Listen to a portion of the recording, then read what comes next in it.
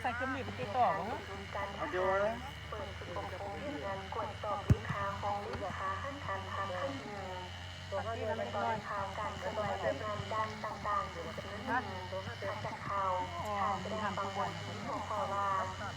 เพื่อสู้น้ำใจทางชาติทางบ้านเกิดเมืองนอนของกลุ่มชนลาวปัญญาเผ่าประดับดื้อให้ลงตาที่ตรงธันวาคมก็ให้สิทธิ์วันที่2 ธันวาคม2022ผมพร้อมคือทุกทีต่อไปในไลฟ์เนี่ย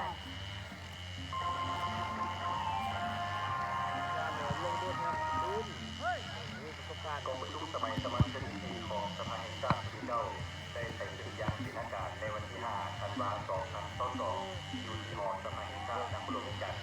โดยการเป็นประธานของท่านได้สมบูรณ์ผู้บริหารประธานสภาแห่งชาติในเกียรติของท่านเขาดุลศรีสิริเลขาธิการใหญ่คณะบริหารงานศูนย์การพัฒน์ประธานประเทศในสาขาหลักคณะประธานประเทศประเทศลาว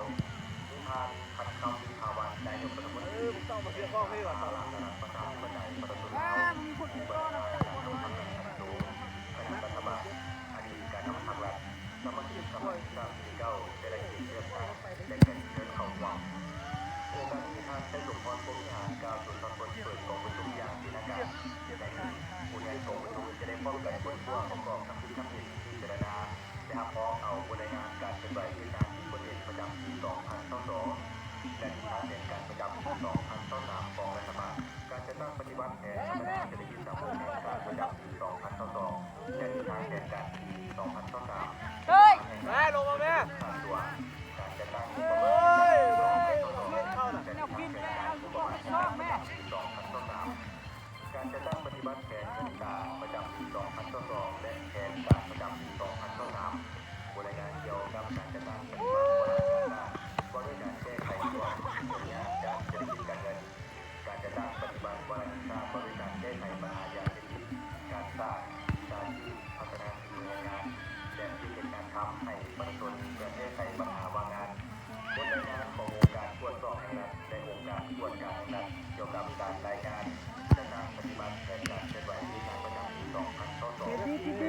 เคลื่อนไหวประจำปี 2023การตรวจสอบที่นั้นผลตรวจสอบผลสรุปขาดตัวการจะตั้งปฏิบัติแผนงบประมาณการประจำปี 2021การจะตั้งปฏิบัติแผนการเคลื่อนไหวที่งานประจำปี 2022และในทางแผนการเคลื่อนไหวประจำปี 2023ขององค์การตรวจสอบที่นั้นบนรายงานของการตรวจสอบบนรายงานของทางบางตนสูงสุดและองค์การอายการ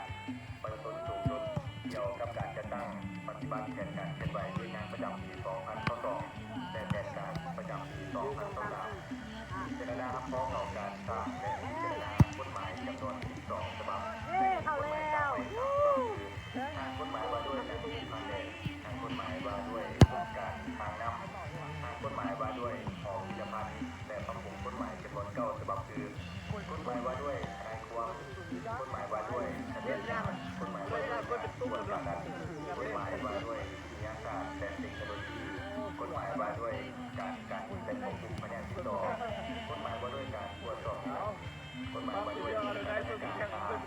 กฎหมายว่าด้วยธุรกรรมทางอิเล็กทรอนิกส์กฎหมายว่าด้วยการบริการของคณะประจำเกี่ยวกับการจัดตั้งปฏิบัติแผนการเคลื่อนไหวที่งานประจำปี 2022และแผนการเคลื่อนไหวประจำปี 2023บนการที่จากคนอย่างของสภาแห่งชาติเกี่ยวกับการสร้างและบริการ2025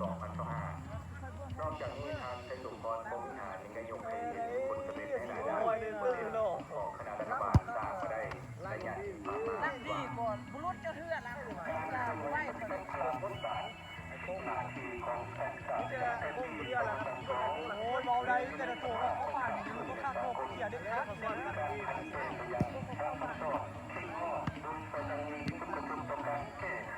ปัญหาข้อนี้ที่ขาดแคลนได้ยากชีวิตทุกกระตุ้นตึงตรงตรงประเทศต่างๆในโลกรวมทั้งสหประชาธิปไตยประชาชนลาวทุกภาคโดยส่วนใหญ่ทุกกระตุ้นต่อการแก้ไขปัญหาทางด้านเศรษฐกิจการเงินการเงิน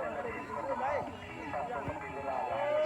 การคุ้มครองหลักส่วนเศรษฐกิจทางการคนปลายจึงขาดหายไปจนถึงการได้เงินในที่แห้ง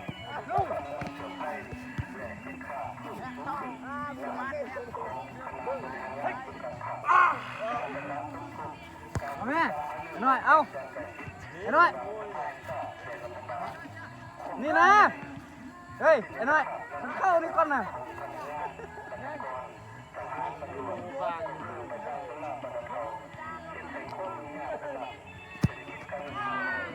เตะบ้านคือคนบุกแพ้เกือบ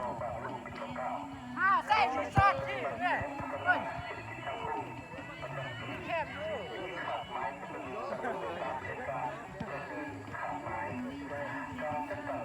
เฮ้ยโอ้ยไม่เอาพวกมันงัดเลยบอลจุดเดียวเนี่ยเขาเป็นยามาแล้วบอกบอลเขามาสั่งจอยแบ่งเต้มาแบ่งเต้มาเพื่อนมันตาย